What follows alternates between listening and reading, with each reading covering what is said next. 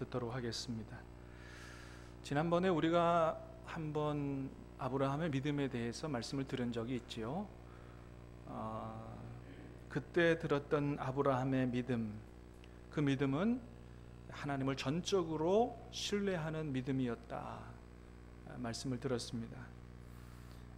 하나님께서 아브라함을 부르셨을 때 내가 아비 본토 고향 친척집을 떠나서 내가 내게 보여줄 땅으로 가라 그렇게 말씀하셨을 때 아브라함이 그곳이 어딘지 전혀 알지 못했지만은 그러나 하나님 한 분 믿고 그동안 쌓아왔던 것들, 의지했던 것들, 자기 인생의 울타리가 되어줄 모든 것들을 다 정리하고 하나님 한 분 믿고 새로운 인생을 시작하게 됐다.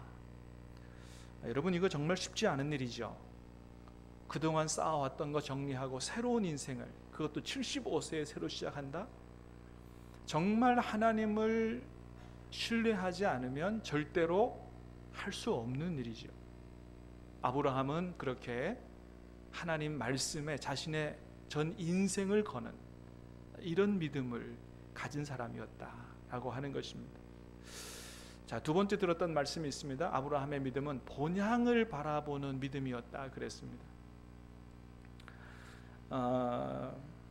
히브리서 11장 13, 14절에 보니까 아브라함은 이 땅에서 자기가 외국인과 나그네라 이렇게 이야기하고 살았고 그것은 바로 자기가 본향 찾는 사람임을 나타내고자 했다 그랬습니다.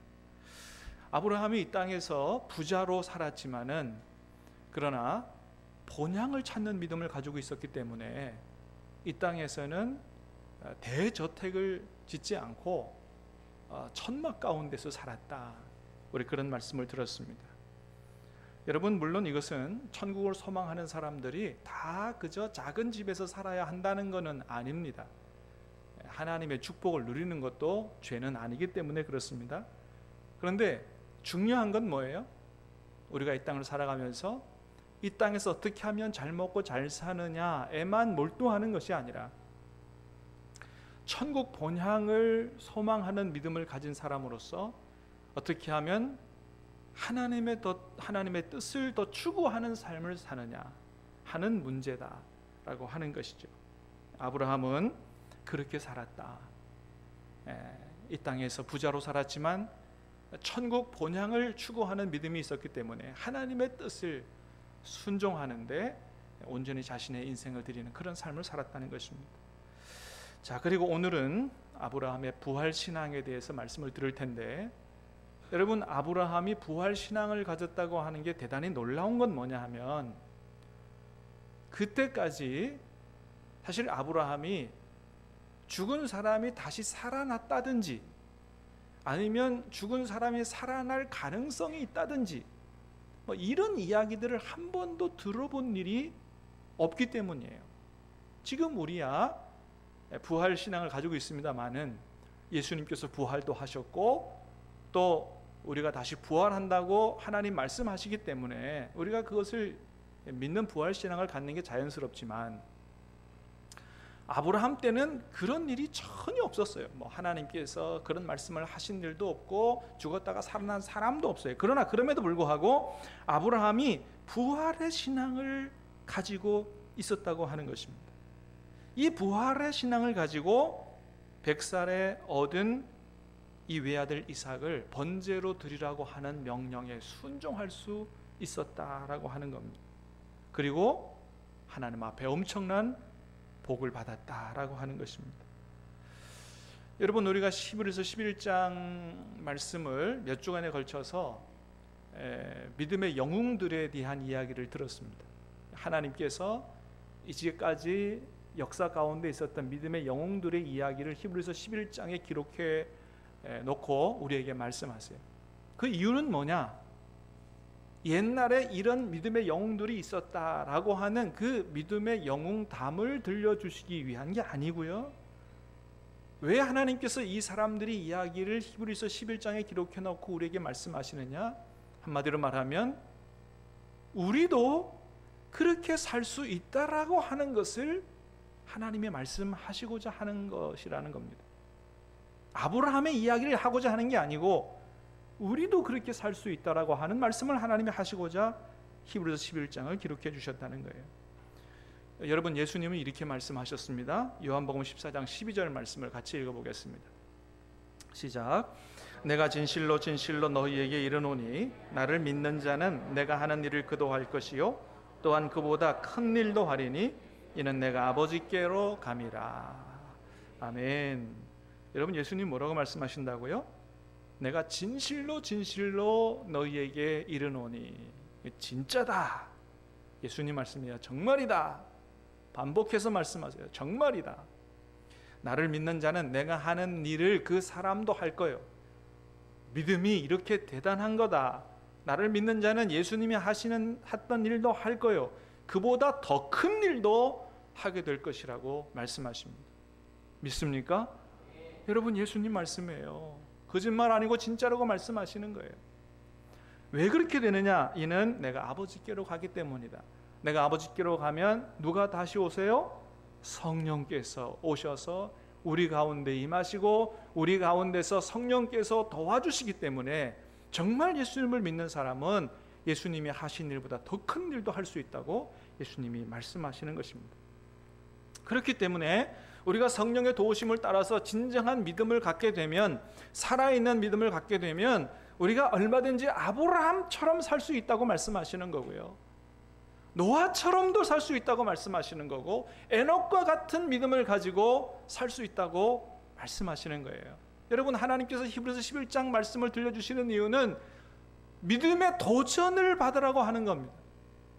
우리의 믿음을 돌아보라는 거예요. 왜 우리는 이런 믿음을 가지고 살까?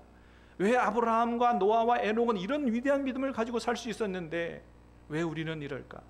아니다, 너희도 그렇게 할 수 있다고 하나님이 말씀하시는 겁니다. 여러분, 믿음이 없이는 하나님을 기쁘시게 해드릴 수 없다고 했습니다. 사랑하는 여러분, 그러므로 저와 여러분이 성령 충만함을 받는 가운데 여러분 정말로 하나님을 기쁘시게 할 수 있는 믿음을 가지고 그렇게 살아갈 수 있게 되기를 주님의 이름으로 축복합니다. 얼마든지 그럴 수 있다는 거예요. 자, 오늘 본문 아브라함의 부활 신앙에 대해서 말씀을 듣겠습니다. 먼저 오늘 본문 17절을 같이 읽겠습니다. 시작. 아브라함은 시험을 받을 때 믿음으로 이삭을 드렸으니 받은 자로 돼 그 외아들을 드렸느니라. 아브라함은 시험을 받을 때에 하나님이 시험하시는 거죠.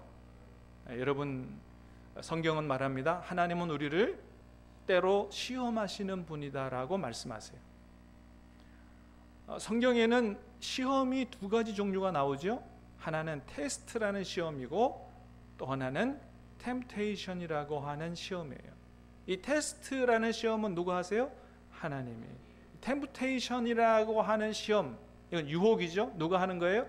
마귀가 우리를 유혹하는 거죠. 죄를 짓도록 유혹하는 시험이 마귀가 하는 것입니다.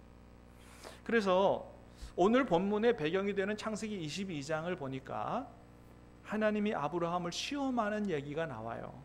창세기 22장 1절이에요. 그 일 후에 하나님이 아브라함을 시험하시려고, 영어 성경으로 보니까 뭐라 그랬어요? 테스트라고 기록하고 있는 걸 보게 돼요. Sometime later God tested Abraham이라고 기록하고 있습니다. 테스트하셨다. 하나님이 왜 하나님의 백성들을 테스트하느냐? 목적이 뭐냐? 정말 우리의 마음이 어떤지를 보시려고 하는 거예요. 우리가 하나님의 말씀대로 사는지 안 사는지, 말씀을 지키는지 안 지키는지를 보려고 시험하신다는 거예요. 신명기 8장에 그렇게 말씀합니다. 시작. 너를 시험하사 내 마음이 어떠한지 그 명령을 지키는지 안 지키는지 알려 하십니다. 하나님 백성들을 시험하시는데 우리 마음이 어떤지, 정말 하나님을 경외하는지, 정말 하나님을 신뢰하는지, 그래서 말씀을 지키는지 안 지키는지를 보시려고 그렇게 하신다. 하나님이 그렇게 시험하시는 이유는 뭐냐? 궁극적인 목적이 있어요. 뭐예요? 마침내는 복을 주기 위해서 그렇게 하신다는 거예요. 시작. 이는 다 너를 낮추시며 너를 시험하사 마침내 내게 복을 주려 하심이었느니라. 아멘. 하나님이 왜 괜히 우리를 시험하시겠어요? 왜 우리를 괴롭게 하시겠어요? 마침내는 복을 주시기 위해서 그렇게 하신다는 것입니다. 그러므로 사랑하는 여러분, 우리에게 다가오는 시험이 하나님께로부터 오는 것인지 마귀로부터 오는 것인지를 잘 분별할 수 있게 되기 바라고, 마귀로부터 오는 것이들랑 여러분 시험에 들지 마시기를 바라고, 하나님께로부터 오는 시험이거든 믿음으로 잘 이겨내시기를, 통과하시기를 주님의 이름으로 축복합니다. 그러면 그 다음에는 복이 온다고 하는 것입니다. 오늘 하나님께서 아브라함을 시험하시는데 그 시험의 내용이 뭐라 그랬어요? 내 사랑하는 독자 이삭을 내가 지시하는 땅으로 가서 번제로 드리라고 말씀하십니다. 하나님이 아브라함에게 주신 시험에 내 사랑하는 아들, 그것도 독자, 나에게 번제로 드리라. 번제는 가죽을 빼고 모든 것을 토막내서 불살라서 하나님 앞에 바치는 제사가 번제예요. 여러분, 아브라함이 처음에 하나님께로부터 이런 말씀을 들었을 때 얼마나 기가 막혔겠습니까? 아니, 내 사랑하는 아들 독자, 이거 하나밖에 없는 아들을, 그것도 하나님이 친히 주신 아들인데 이걸 죽여서 불살라서 번제로 바치라니, 이해가 안 돼요. 사실은 하나님의 본성, 내가 아는 하나님은 이런 걸 명령하실 분이 아닌데, 그런데 명령하신단 말이죠. 하나님이 주셨는데 어떻게 이럴 수 있는가? 이해 안 되지만, 그러나 이 말도 안 되는 명령에 아브라함이 어떻게 했다고 기록하고 있냐 하면 그 다음날 곧바로 순종했다라고 말씀합니다. 창세기 22장 3절에 보니까 그랬어요. 아브라함이 아침에 일찍이 일어나 나귀의 안장을 지우고 하나님의 명령대로 하나님이 지시하신 땅으로 갔다는 거예요. 그리고 실제로 아들을 결박하고 칼을 들어서 아들을 죽여서 하나님 앞에 번제로 드리려고 했습니다. 하나님이 막으셔서, 그 순간 막으셔서 아들을 죽이지 않을 수 있었죠.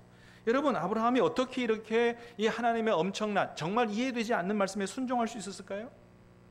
그거는 바로 아브라함이 부활의 신앙을 가지고 있었기 때문에 그렇습니다.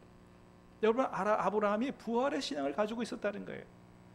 여러분, 아브라함은 어떻게 한 번도 들어보지 못한 부활에 대한 그 믿음을 가질 수 있었을까요? 그것은 하나님께서 아브라함에게 하셨던 그 약속의 말씀을 굳게 붙잡았기 때문에 그렇습니다. 여러분, 오늘 본문 17절에도 보니까 이삭을 뭐라 그러냐 하면 약속을 받은 아들이라고 말씀합니다. 그는, 이삭은 약속을 받은 아들이다. 하나님께서 아브라함에게 이삭을 통해서 어떤 약속을 하셨냐 하면 앞으로 너의 후손이 하늘의 별처럼 많아질 텐데 그 일은 내가 너에게 준 이삭을 통해서 그렇게 자손이 번창하게 될 거다라고 하는 약속이었어요. 여러분, 오늘 보면 18절에서도 그 얘기를 하죠. 같이 읽겠습니다. 시작. 그에게 이미 말씀하시기를 내 자손이라 칭할 자는 말미암으리라 하셨으니. 자, 아브라함의 후손이 번창하게 되는 건 누구를 통해서요? 이삭을 통해서. 사실 아브라함에게 아들이 이삭만 있었던 건 아니에요. 이스마엘이라고 하는 아들도 있었습니다. 몸종에게서 난 아들이죠. 그런데 하나님 말씀하세요. 너의 후손의 번창은 이스마엘이 아니고 누굴 통해서? 이삭을 통해서. 그러면 지금 그 이삭을 죽여서 번제로 바치라고 하면 하나님의 약속이 틀려지는 거 아니에요. 하나님의 약속이, 이건, 그러니까 여러분, 그 하나님의 약속이 유효하려면 어때요? 이삭이 죽으면 절대로 안 되는 것이죠. 그런데 하나님이 그 이삭을 죽여서 바치라니. 그때 아브라함은 믿은 게 있어요. 무슨 얘기예요? 하나님께서 내 후손에 대한 약속을 이삭을 통해서 해주셨는데 이 아들을 죽여서 바치라고 하시는 것은 내가 말씀에 순종해서 죽여서 바쳐도 하나님이 다시 살리실 것이다 라고 하는 믿음을 가졌기 때문이다 라고 하는 거예요. 아브라함은 그것을 굳게 믿었다. 하나님의 하신 약속이 흔들리지 않고 반드시 지켜지는 것이라면 내가 죽여도 하나님이 그 다시 아들 이삭을 살리실 것이라는 믿음을 가졌다고 하는 것이죠. 여러분 아브라함이 이런 부활의 신앙을 가질 수 있었던 이유가 있습니다. 두 가지가 있습니다. 하나는 뭐냐 하면 자기가 믿는 하나님이 하신 약속의 말씀을 반드시 지키라는 분이라는 사실을 확신했기 때문이에요. 사실 그 전에 이런 일이 있었어요. 이삭이 태어나기 1년 전에 하나님이 아브라함과 사라를 찾아오셔서 약속하십니다. 내년 이맘때 너희들을 통해서 아들이 태어나게 될 것이다. 말도 안 되죠. 아니 100살이 된, 아내는 90살이 된 우리를 통해서 아들이 태어난다니 무슨 얘기예요? 그런데 어때요? 실제로 그 다음 해에 그 부부를 통해서 이삭이라고 하는 아이가 태어난 거예요. 이야, 그렇구나. 하나님은 정말 하신 약속을 반드시 지키시는 분이구나. 이것을 경험하여 알았기 때문에 하나님 약속의 말씀을 굳게 믿을 수 있었다는 거죠. 두 번째는 하나님은 생명의 창조주라고 하는 사실을 확신했기 때문에 그렇습니다. 여러분, 이삭을 아브라함이 몇 살에 얻었다고요? 100살에 얻었다고요. 100살이라고 하는 나이는 생물학적으로 아이를 낳을 수 없는 나이입니다. 부인 사라는 90세였어요. 그런데 그럼에도 불구하고 하나님이 너희를 통해서 아이를 낳게 해주겠다라고 하는 이 말씀이 그대로 이루어지는 걸 보면서 깨달은 게 있어요. 뭐예요? 하나님은 생명의 창조주라고 하는 사실을 깨달은 거죠. 이미 생물학적으로는 죽은 몸과 같은 우리를 통해서 아이가 태어나게 하는 생명을 만드시는 생명의 창조주 하나님이 바로 우리 하나님이시구나, 이것을 깨달아 알게 된 것입니다. 그래서 하나님의 약속이 반드시 지켜질 것이다. 하나님은 생명의 창조주 하나님이시다. 그러므로 내가 이 아이를 죽여서 바쳐도 하나님이 생명의 창조주이신 하나님이 이 아이를 다시 살리실 것이라고 하는 그 믿음을 갖게 되었던 것입니다. 그래서 창세기 22장을 쭉 읽어보면 아브라함이 아들 이삭과 함께 하나님 앞에 번제를 드리러 나아갈 때 이미 부활신앙을 가지고 있었다는 걸 볼 수가 있어요. 창세기 22장 5절을 같이 보겠습니다. 시작. 이에 아브라함이 종들에게 이르되 너희는 나귀와 함께 여기서 기다리라. 내가 아이와 함께 저기 가서 예배하고 우리가 너희에게로 돌아오리라 하고, 하나님 명령하신 모리아 땅에 가서 아들 이삭을 번제로 바치려고 종들과 함께 가다가 거의 다 왔을 때 아브라함이 종들에게 말합니다. 너희는 여기 서서 기다려라. 내가 아이와 함께 가서 하나님께 예배하고 제사하고 돌아오는데, 어떻게 돌아온다고요? 우리가 너희에게로 돌아오리라고 얘기합니다. 내가 돌아온다고 얘기하지 않아요. 누가요? 우리가. 이 우리는 누구를 가리켜요? 나와 이삭을 가리키는 겁니다. 하나님이 반드시 다시 살려줄 것이라고 하는 이 부활의 믿음을 이미 갖고 있었다고 하는 것이죠. 엄청난 것이죠. 과연 믿음의 조상다운 그런 믿음을 가진 것이죠. 사랑하는 여러분, 저와 여러분들도 이 아브라함의 이 부활의 신앙을 갖게 되기를 주님의 이름으로 축복합니다. 하나님 우리에게 말씀하세요. 너희가 반드시 이 아브라함의 믿음을 가져야 된다. 이 믿음을 가질 때 구원을 받게 된다고 말씀하세요. 로마서 10장 9절 말씀입니다. 시작. 내가 만일 내 입으로 예수를 주로 시인하며 또 하나님께서 그를 죽은 자 가운데서 살리신 것을 내 마음에 믿으면 구원을 받으리라. 우리가 믿어야 될 게 두 가지예요. 첫 번째, 내 입으로 예수를 주로 시인하며 예수님이 우리의 주님이신 것을 믿으면, 또 하나는 하나님께서 예수님을 죽은 자 가운데서 3일 만에 다시 부활시키신 것을 믿으면 구원을 받게 된다. 사랑하는 여러분, 예수님이, 저와 여러분 안에 계신 예수님이 우리의 주님이신 줄로 믿으십니까? 예수님이 십자가에 돌아가셨는데, 죽으셨는데 3일 만에 다시 부활하신 것을 믿으십니까? 예수님 안에 있는 우리도 하나님께서 다시 살리실 줄로 믿으십니까? 그걸 진심으로 믿는다면 하나님께서 우리를 구원해 주신다고 말씀하십니다. 다시 한번 축복합니다. 아브라함이 가졌던 그 부활의 믿음, 그 부활의 신앙을 저와 여러분이 흔들리지 않는 그 부활의 신앙 갖게 되기를 주님의 이름으로 축복합니다. 그렇습니다.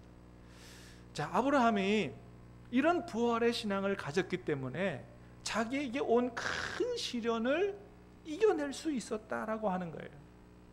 여러분, 사람에게 있어서 자기 아들을 죽이는 것보다 더 큰 시련이 어디 있어요?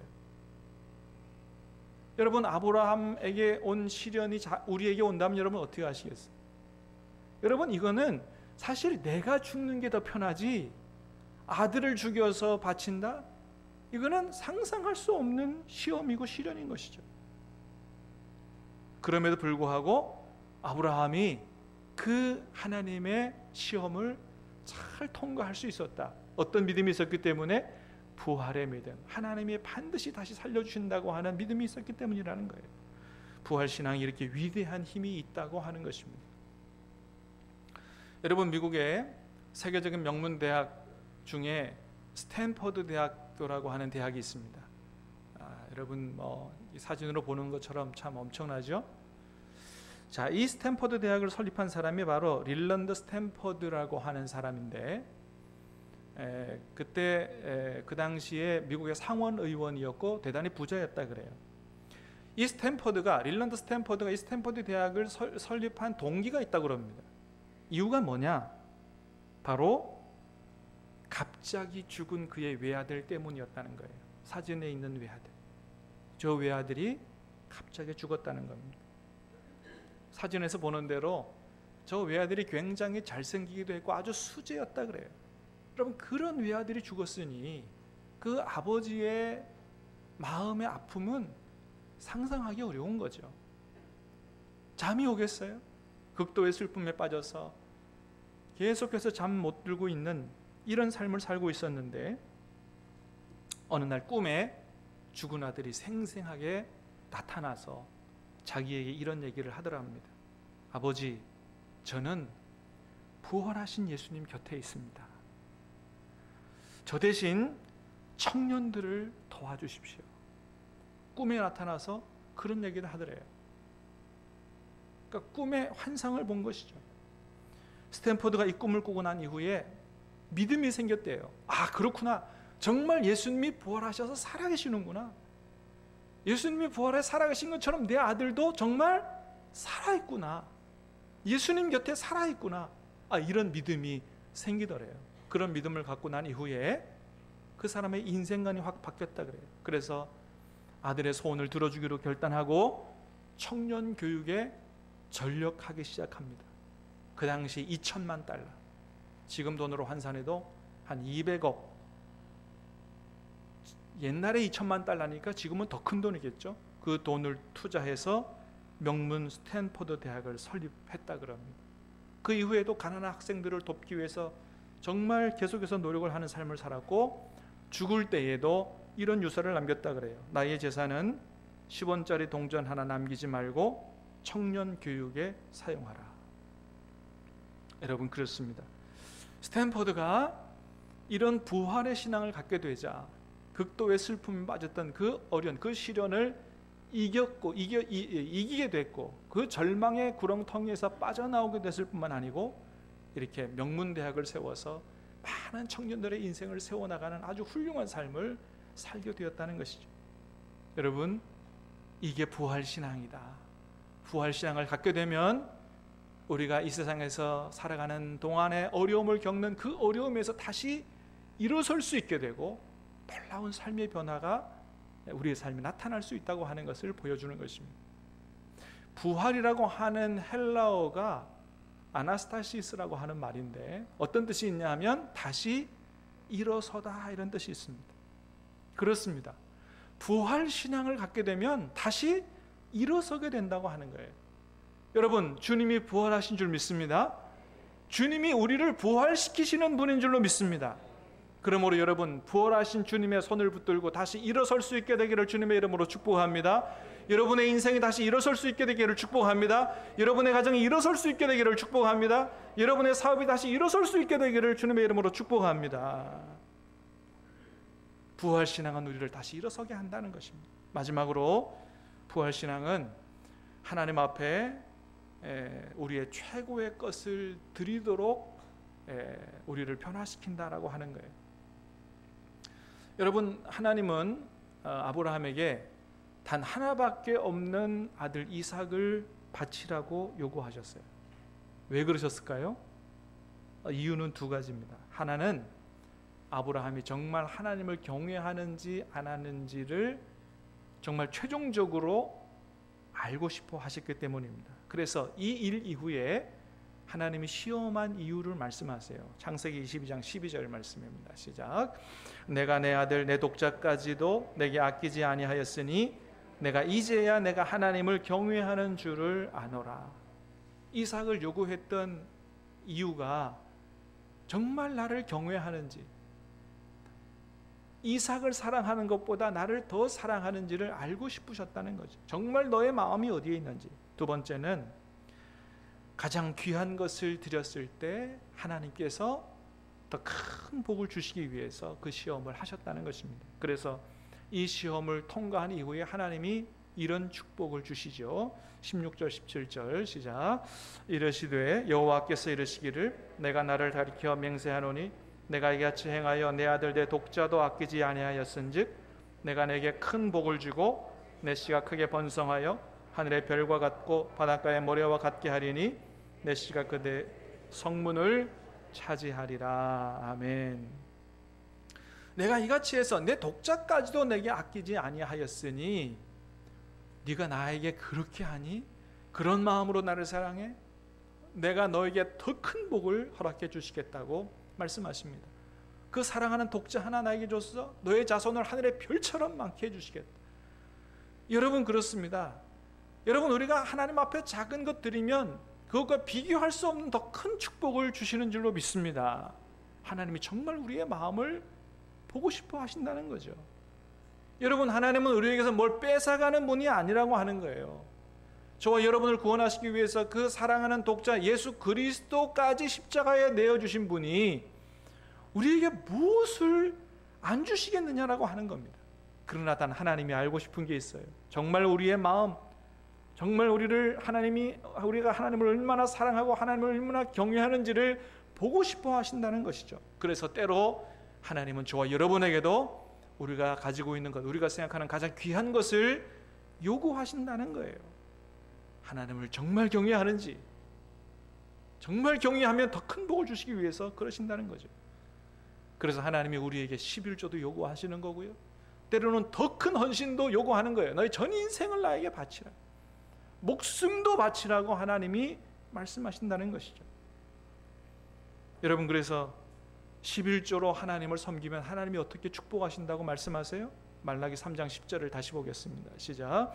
만군의 여호와가 이르노라 너희의 온전한 11조를 창고에 들여 나의 집에 양식이 있게 하고 그것으로 나를 시험하여 너희에게 복을 쌓을 곳이 없도록 붙지 아니하나 보라. 믿습니까? 여러분, 아브라함은 하나님이 약속하신 말씀을 굳게 붙들었습니다. 그리고 순종했어요. 그래서 엄청난 복을 받았다고 하는 것입니다. 여러분, 하나님이 우리에게 아브라함과 같은 믿음을 요구하시는 거예요. 정말 하나님의 내가 너에게 약속한 이 말씀을 믿느냐는 것입니다. 믿어보라. 하나님이 어떻게 축복하시는가를 보라고 말씀하시는 거예요. 그래서 어떤 분은 11조만이 아니고 자신의 전 인생도 자기의 목숨까지도 하나님 앞에 아낌없이 드리는 선교사들이 나오고 순교자들이 나오게 되는 것입니다. 여러분, 하나님을 위해서 자신의 전 인생을 또 목숨까지도 아까워하지 않고 드리는 그 사람에게 반드시 영생의 면류관을 씌워주실 줄로 믿습니다. 그분이 바로 우리 하나님이시다. 사랑하는 여러분, 주님이 부활하셨습니다. 주님이 우리를 다시 일으켜 세우시는 분인 줄로 믿습니다.